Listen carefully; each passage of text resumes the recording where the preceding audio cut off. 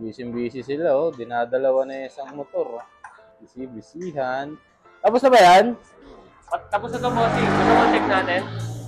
Sige. Wait lang, punta ako dyan. Ano, tapos na ba yan? Ano ba yung install nyo dyan? Yung nag-install tayo dito ng package natin na M1A Plus 60 watts, tapos yung PIA natin na original. Ayun. Pwede ba natin ma-check yan? Kasi marami nagtatanong kung malakas daw ba yun. Yun, check natin ito lahat, bossing.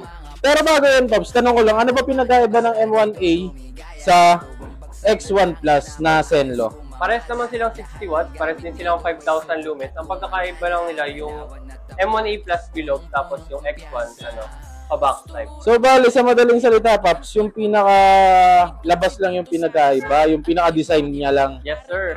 Okay. Check muna natin yung bracket, no?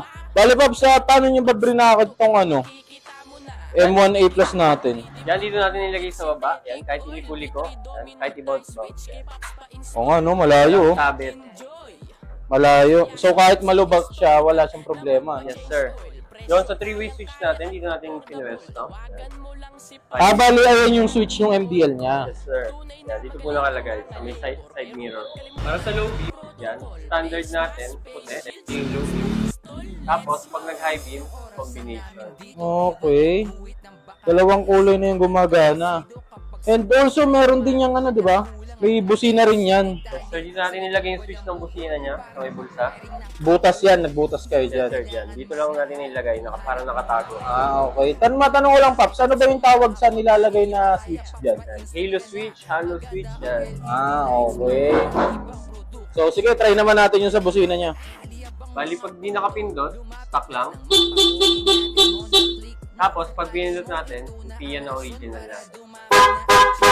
May kasama na rin horn passing yun. Pinalagay ni Sir yung previous natin na horn passing. Tapos, pag dinihina natin, may kasama na rin rapid.